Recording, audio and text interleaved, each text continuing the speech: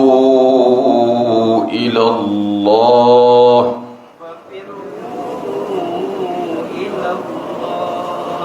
إني لكم منه نذير مبين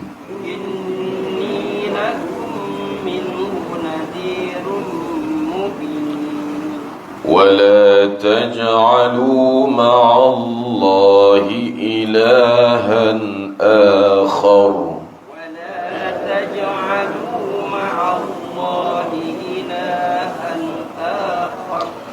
إني لكم منه نذير مبين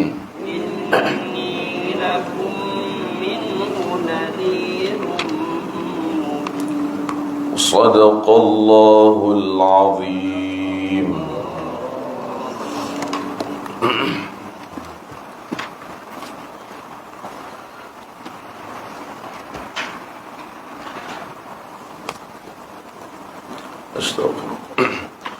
السلام عليكم ورحمة الله وبركاته.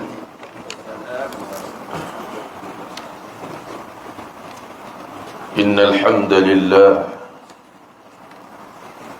نحمده ونستعينه ونستهديه ونستغفره ونؤمن به ونتوكل عليه ونشكره ونتوب إليه ونعوذ به من شرور أنفسنا وسيئات أعمالنا. من يهد الله فهو المهتد ومن يضلل فلن تجد له وليا مرشدا. أشهد أن لا إله إلا الله وحده لا شريك له،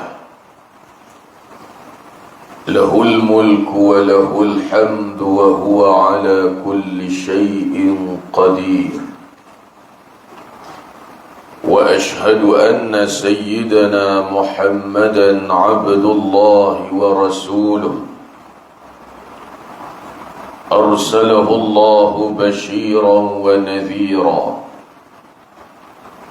وداعيا إلى الله بإذنه وسراجا منيرا.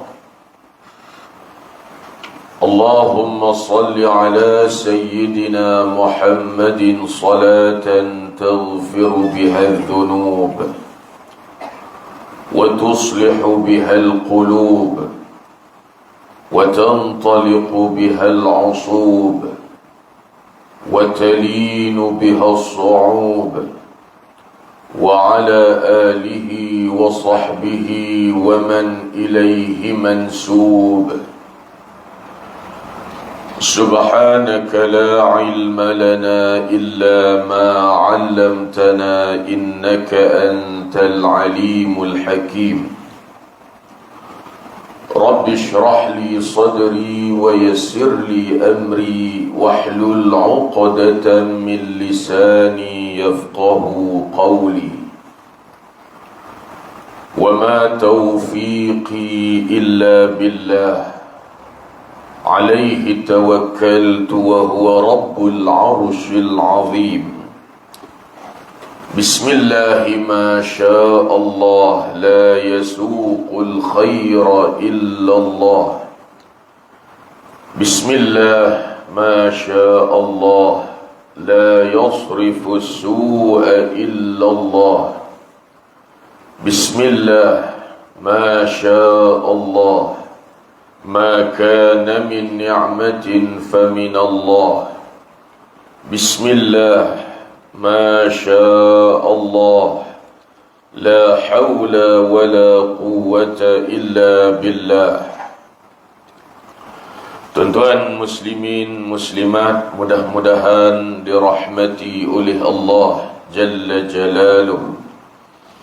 Kita menggunakan kitab Irsyadul Jawiyyin ila Sabilil Ulama'il Amilin bagi al-alim al-allamah al-marhum Tuan Guru Haji Abdul Qadir bin Wangah Al-Fatani yang lebih masyhur dengan nama beliau Ayah Deh Sekam rahimahullahu ta'ala. Dan pada hari ini kita sambung pengajian kitab Irsyadul Jawiyin, masih pada muka surat 1. Betul kan? Masih pada muka surat 1, bukan 10 je kali. 1 lah. Muka surat 1, baris 1 kan? Mana? Mujurlah. Tu. Baris 3 lah. 1. Muka surat 1, baris ketiga. Mujurlah. Yang tu. Nak baca situ. Qala al-musannif rahimahullahu ta'ala wa nafa'ana bihi bi'ulumihi fid darain amin ya rabbal alamin. Berkata musannif, iaitu pengarang kitab, Ayah Deh Sekam rahimahullah, mujurlah Allah Ta'ala bukakan hati perhamba. Perhamba tu adalah musannif, pengarang kitab. Makna saya, perhamba itu adalah musannif atau pengarang kitab ini, iaitu Ayah Deh Sekam. Mujurlah Allah Ta'ala bukakan hati perhamba dan gerakkan qalam, makna pen, pena, gerakkan qalam perhamba pada menuliskan beberapa jagaan untuk anak-anak cucu perhamba dan yang dhaif daripada murid-murid perhamba dan anak-anak cucu bagi mereka itu. Dan saudara muslimin dan muslimat sekaliannya, pada bicara gunakan fikiran masing-masing daripada mula kejadian kita hingga sampai kepada negeri syurga yang kekal kita di dalamnya selama-lamanya, di dalam hal keseronokan yang tidak dapat dimisal dan dibanding dengan barang mana keseronokan pun pada hakikatnya. Dan gunakan fikiran masing-masing pula, takut tergelincir kita daripada jalanan syurga itu, maka terbiasalah kita lepas ke dalam neraka, ialah tempat api dan berbagai-bagai azab yang tidak dapat dibandingkan juga. Maka membahagi perhamba akan beberapa jagaan ini kepada beberapa bahagi. Kata pengarang kitab ini, iaitu Ayah Deh Tuan Guru Haji Abdul Qadir bin Wangah Al-Fatani rahimahullah. Kata beliau, Allah bukakan hati beliau dan gerakkan qalam, pena beliau, tulis satu risalah yang dia kata untuk jagaan, sebagai satu amanat jagaan. Untuk siapa? Untuk anak cucu dia, untuk anak-anak murid dia, untuk anak-anak cucu kepada anak murid dia, dan sekalian muslimin muslimat. Pada membincangkan, menggunakan fikiran masing-masing daripada mula kejadian kita sampailah ke negeri yang kekal selama-lamanya, ke negeri syurga yang kekal selama-lamanya. Itu dia. Maka dia kata lagi, guna fikiran masing-masing. Takut tergelincir. Takut tergelincir daripada jalan syurga. Kalau tergelincir, maka tempatnya adalah azab, tempatnya adalah neraka. Wal'iyadzu billah. Sebab itu dalam satu doa yang paling banyak dibaca oleh baginda Nabi kita Muhammad sallallahu alaihi wa ala alihi wasallam. Doa apa tuan-tuan? Disebut dalam satu hadis. Hadis itu adalah hadis yang sahih. Kana aktsaru du'a'in Nabi sallallahu alaihi wasallam, Rabbana atina fid dunya hasanah wa fil akhirati hasanatan wa qina azaban nar. Kalau almarhum tu ayah Haji Isa Greek, anak murid kepada Pak Da'i Al-Fatani, Pak Da'i Mekah yang baru meninggal dunia di Greek pada usianya 100 lebih, iaitu tu ayah Isa rahimahullah, dekat dengan Masjid Greek. Beliau duduk di situ. Seorang ulama yang satu ketika dulu mengaji di Mekah dengan Pak Da'i Al-Fatani rahimahullah. Dia kata, saya baca doa ni, saya tak berhenti. Dia kata, Rabbana atina fid dunya hasanatan wa fil akhirati hasanatan wa qina azaban nar. Dia pun suruh kita ikut.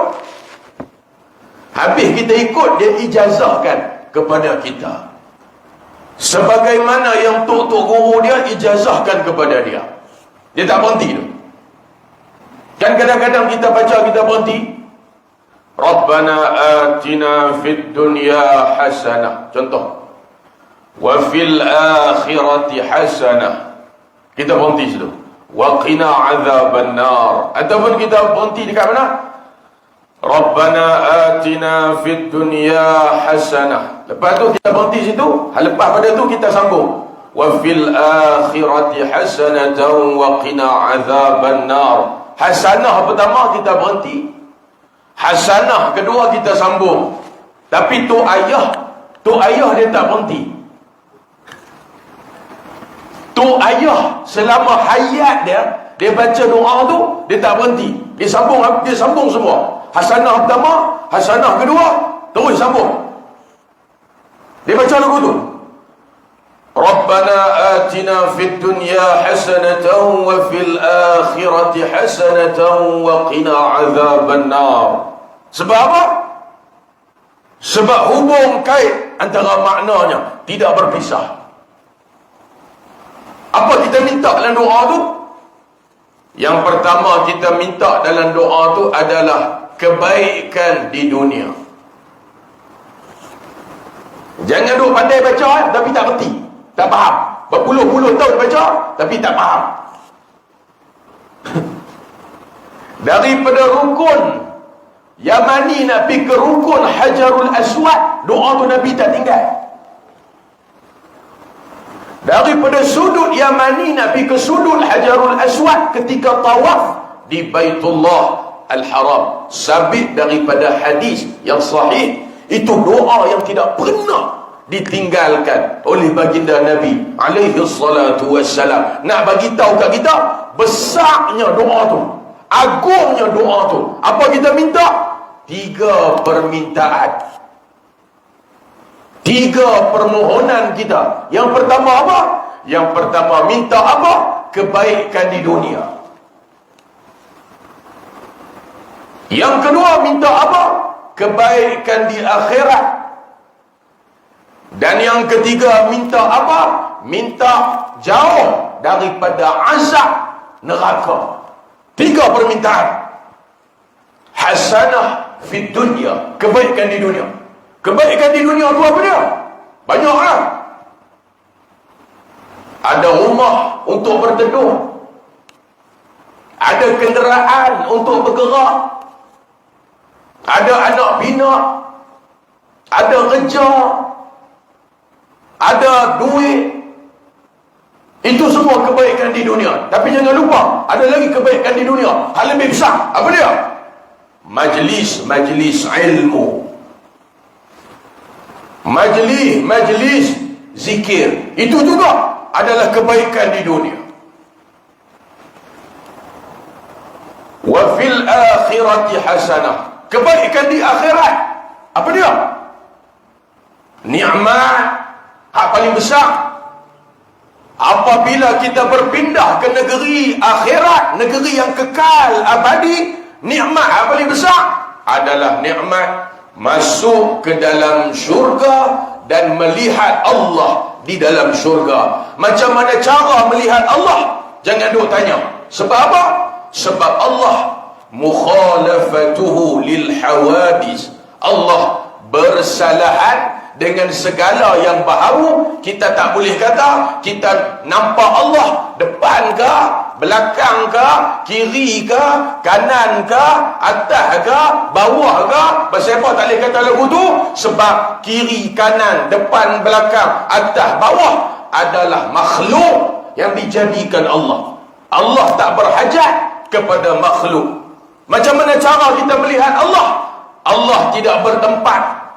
Maha suci Allah daripada bertempat. Kita tak boleh kata kita nampak Allah sekian-sekian tempat. Tak boleh kata lagu tu. Sebab apa? Sebab tempat adalah makhluk yang dicipta Allah. Allah tidak berhajat kepada tempat. Kalau Allah berhajat kepada tempat, maknanya Allah lemah. Kalau Allah tu lemah, Allah sama kita. Sebab tu kena mengaji tauhid. Kalau tak mengaji tauhid, bahaya. Dia nak samakan Allah dengan makhluk. Ini fahaman musyabbihah, mujassimah, fahaman yang terkeluar daripada akidah Ahlus Sunnah wal Jamaah. Nikmat yang paling besar ni masuk syurga. Allahu Akbar. Dapat melihat Allah dalam syurga. Apa dalil kata kita dapat melihat Allah dalam syurga? Ila rabbiha nadhirah. Kata ulama, dalilnya adalah ayat tu. Kepada Tuhan mereka, mereka memandang. Macam mana cara? Jangan tanya. Tapi itu nikmat yang besar. Nikmat yang cukup besar. Mudah-mudahan kita dapat. Tuan-tuan yang dirahmati Allah, yang ketiga kita minta dalam doa tu apa dia, tuan-tuan? Wa qina azaban nar. Jauhkanlah kami daripada azab neraka. Takut. Sebab dia ulang banyak kali tu. Sebab takut. Sebab api neraka bukan macam api kita.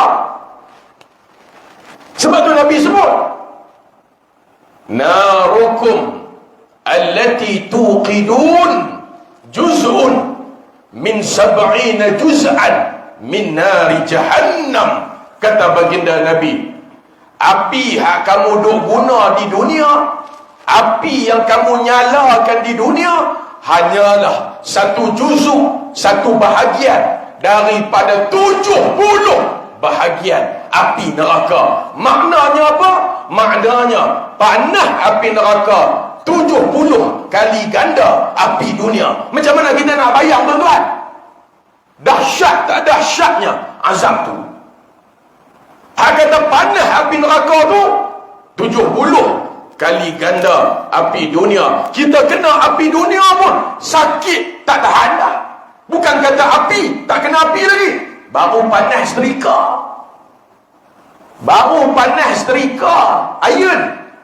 Baru panaskan exhaust motor panas, tiba-tiba kena kaki. Belum api lagi, setrika, aduk iron baju.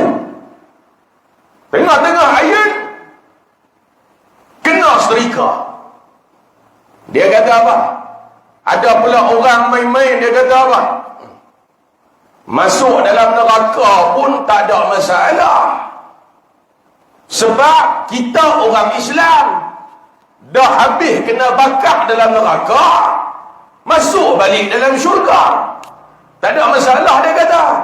Kalau kita masuk neraka pun, lepas habis siksaan, dibakar dalam neraka, Allah masuk balik dalam syurga. Allah masukkan kita dalam syurga. Ada orang buat lawyer buruk, kita kata kat dia lagu ni, sagi hang balik rumah, hang bagi panas betul-betul serika. Jangan bagi sejuk, bagi betul panas serika tu. Dah betul-betul panas serika tu, sampai hang iron baju tak nampak dah kedut. Tak nampak dah kedut. Dah betul-betul panas. Ni kain pelikat hang pakai ni, hang selok, hang duduk atas serika tu. Hang dengan setrika dua-dua masuk ICU. Tuan-tuan muslimin, muslimat yang dirahmati Allah. Ada pula kata lagu tu, kena bakar dalam neraka pun tak apa, kita orang Islam. Habis kena bakar, masuk balik dalam surga. Jangan duk kata lagu tu, tuan-tuan. Sebab kata api neraka tu lagu mana? 70 kali ganda api dunia. Sebab tu kata baginda Nabi dalam satu hadis, Nabi kata apa? Lau anna jahannamiyan min ahli jahannam akhraja kaffahu ila ahli dunya lahtaraqat dunya min harriha. Kalaulah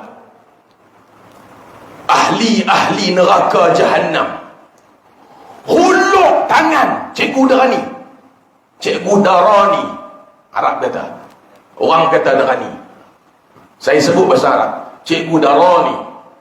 Kalaulah penduduk neraka jahannam mereka huluk sebelah tangannya kepada penduduk dunia, apa jadi dekat dunia tu? Dia huluk sebelah tangannya, api tu tak turun. Penduduk neraka hanya huluk sebelah tangannya kepada penduduk dunia. Apa jadi kepada dunia? Lahtaraqatid dunya, seluruh dunia akan hancur, terbakar. Sebab apa? Min harriha, kerana panasnya api neraka. Sebab itu setiap hari jangan lupa minta 3 kali sekurang-kurangnya. Jangan tak minta langsung. Minta apa, tuan-tuan?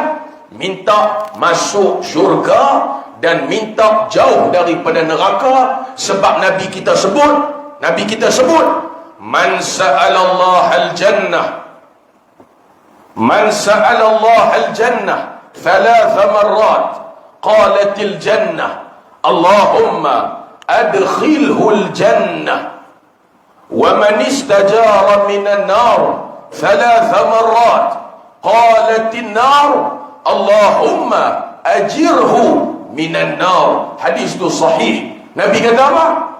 Barang siapa minta syurga satu hari, dia minta 3 kali. Tu.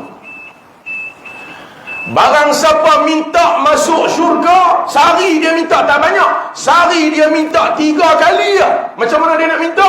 Contohnya dia kata macam ni, Allahumma, ikut, Allahumma inni as'aluka al-jannah, Allahumma inni as'aluka al-jannah, Allahumma inni as'aluka al-jannah. Apa makna? Ya Allah, sesungguhnya aku mohon masuk syurgamu. Sehari tak banyak, sehari dia minta 3 kali.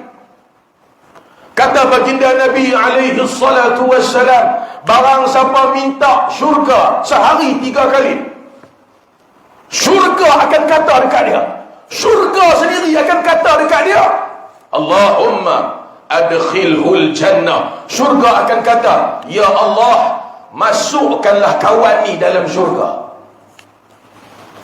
Syurga sendiri akan sebut macam tu. Syurga sendiri akan doa, ya Allah, masukkanlah orang ni ke dalam syurga. Orang tu siapa dia?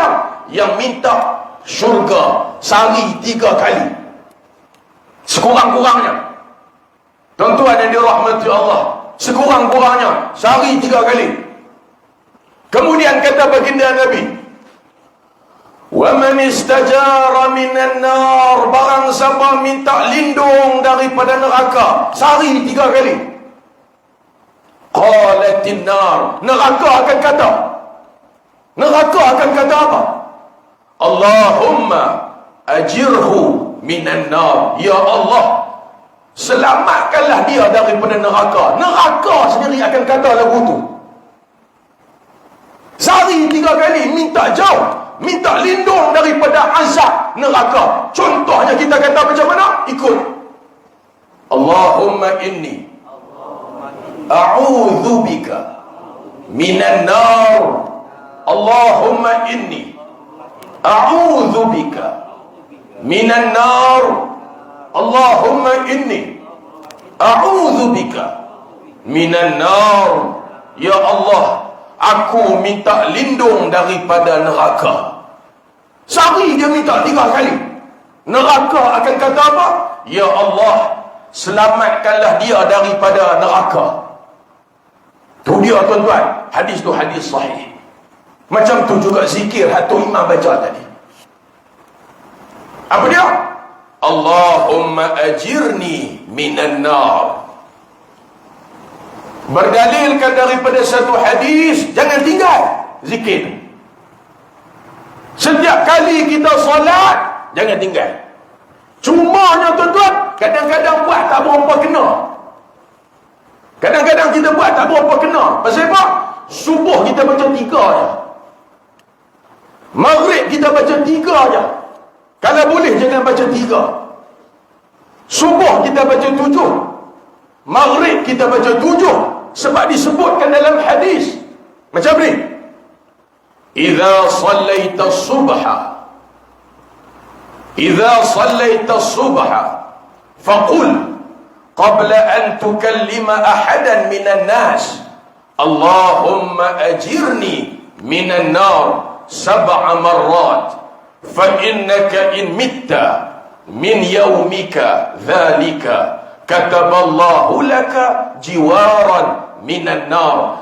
Barang siapa selesai daripada solat subuh, sebelum dia bercakap, sebelum dia berkata-kata, selesai daripada solat subuh, sebelum dia bercakap dengan manusia, sebelum dia berkata-kata dengan manusia, maka bacalah Allahumma ajirni minan nar. Banyak mana nak baca? Kata baginda Nabi alaihi salatu wassalam, 7 marrat, 7 kali. Habis pada solat subuh, bacalah. Sebelum kamu bercakap dengan manusia, baca apa? Allahumma ajirni minan nar 7 marrat, 7 kali. Siapa yang baca? Fa innaka in mitta min yaumika, kalaulah dia mati pada hari itu, hari dia baca tu, ditakdirkan Allah, hari itu dia mati, kataballahu laka jiwaran minan nar. Namanya yang ditulis di pintu neraka dipadamkan daripada pintu neraka, dimasukkan ke dalam syurga. Allahu Akbar. Masya Allah, tabarakallah. Namanya yang ditulis di pintu neraka dipadamkan sebagai ahli neraka, dia menjadi ahli syurga berkat dia berzikir, membaca zikir itu. Wa idza sallaital maghrib, dan bila selesai sembahyang maghrib, baca sama juga. Faqul, bacalah. Qabla an tukallima ahadan minan nas, bacalah sebelum kamu berkata-kata dengan manusia, sebelum kamu bercakap dengan manusia, bacalah, baca yang sama. Macam mana? Allahumma ajirni minan nar. Banyak mana nak baca? 7 marrat, 7 kali. Bukan 3, 7 kali. Lepas maghrib lagu tu juga. Fa innaka in mitta min lailatika, ditakdirkan Allah malam tu juga kamu mati. Maghrib, lepas pada maghrib tu, malam tu juga mati. Kataballahu laka jiwaran minan nar. Allah padamkan nama kamu daripada pintu neraka. Allah padamkan nama kamu yang ditulis sebagai ahli neraka di pintu neraka, dipadamkan menjadi ahli syurga. Allahu Akbar. Kata guru kita almarhum Tuan Guru Datuk Syekh Zakaria Haji Ahmad Wan Besar, Ahli Majlis Fatwa Kerajaan Negeri Kedah, Allahu yarham, seorang ulama hebat, ulama ahlu sunnah yang mengaji dengan Pak Dae ketika di Mekah. Dia antara anak murid Pak Dae. Kata beliau, almarhum Datuk Syekh Zakaria Haji Ahmad Wan Besar, imam sebaiknya membaca secara sirah mufrad, bukan secara sirah jamak. Itu kata beliau. Kan selalu kita dengar imam baca Allahumma ajirna minan nar, tak salah. Tapi sebaik-baiknya kata beliau, imam baca secara mufrad, Allahumma ajirni minan nar. Begitu tuan-tuan. Apa sebab? Bukan kesalahan di sudut makna, bukan. Itu bukan kesalahan di sudut makna, tapi dari sudut kesesuaian tempat. Sebab ketika itu kita berzikir, melainkan imam berdoa dan diaminkan orang di belakang. Barulah dibaca secara jamak, Allahumma ajirna minan nar. Apabila dibaca sebagai doa, barulah imam membaca secara jamak, ramai. Tetapi ketika berzikir, itu adalah zikir kata beliau, maka baca secara mufrad, Allahumma ajirni minan nar. Jangan silap faham, bukan maksudnya saya kata kalau tu imam baca Allahumma ajirna, salah, tak salah. Saya tak kata salah, tapi dari segi kesesuaian tempat. Maka kata beliau, imam bacalah secara mufrad, Allahumma ajirni minan nar. Imam baca untuk diri dia, makmum baca untuk diri dia. Apa kita minta? Minta lindung daripada azab neraka. Sebab Nabi sebut Allahumma ajirni minan nar. Banyak mana nak baca? Lepas subuh 7 kali, lepas maghrib 7 kali, lepas asar ke, lepas isyak ke, lepas waktu-waktu yang lain, hang punya pasal nak baca berapa kali? 3 kali pun tak apa dah. Tapi lepas subuh, lepas maghrib, bacalah 7 kali. Sebab apa? Sebab mengikut apa yang telah dipesan oleh baginda Nabi alaihi salatu wassalam. Pentingnya kita minta ini benda ni tuan-tuan. Minta apa? Minta lindung, minta jauh daripada azab neraka. Takut kita. Bukan sebarangan api, tapi api yang begitu dahsyat. Tengok lagi. Qala al-musannif, jagaan yang pertama. Nak cerita pasal jagaan. Jagaan yang pertama untuk kita memikir hal dunia yang kita duduk hari ini hingga mati kita masing-masing. Hal ni kita sambung nanti insya-Allah. Jagaan yang pertama, nanti kita sambung, kita baca hal bawah tu. Jagaan pertama untuk kita fikir hal dunia yang kita duduk hari ini sampailah mati kita masing-masing. Insya-Allah. Kita sambung pada kuliah kita. Bulan depan lagi ya? Ramadan? Tak ada.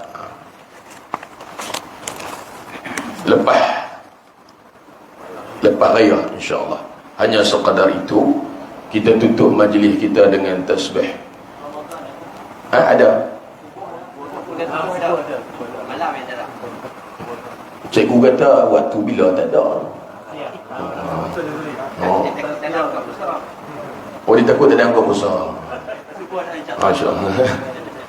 Baik, kita tutup majlis dengan tasbih kafarah dan suratul Asr. Subhanakallahumma wa bihamdik, asyhadu an la ilaha illa anta, astaghfiruka wa atubu ilaik. Bismillahirrahmanirrahim. Wal 'asr. Innal insana lafi khusr illa alladhina amanu wa 'amilus solihat wa tawassaw bil haqqi wa tawassaw bis sabr. أعوذ بالله من الشيطان الرجيم. بسم الله الرحمن الرحيم. الحمد لله رب العالمين، والصلاة والسلام على أشرف المرسلين وعلى آله وصحبه أجمعين. اللهم اجعل جمعنا هذا جمعا مرحوما، وتفرقنا من بعده تفرقا معصوما. اللهم إنا أعددنا لكل حول لا إله إلا الله، ولكل هم وغم ما شاء الله، ولكل نعمة الحمد لله، ولكل رخاء وشدة الشكر لله، ولكل ذنب أستغفر الله، ولكل أعجوبة سبحان الله، ولكل ضيق حسبي الله، ولكل مصيبة إنا لله وإنا إليه راجعون. ربنا افتح بيننا وبين قومنا بالحق وأنت خير الفاتحين. ربنا آتنا في الدنيا حسنة وفي الآخرة حسنة وقنا عذاب النار، وقنا عذاب النار، وقنا عذاب النار. وصلى الله وسلم عليه، والحمد لله رب العالمين. تقبل الله منكم. أقول قولي هذا وأستغفر الله العظيم لي ولكم، والسلام عليكم ورحمة الله وبركاته.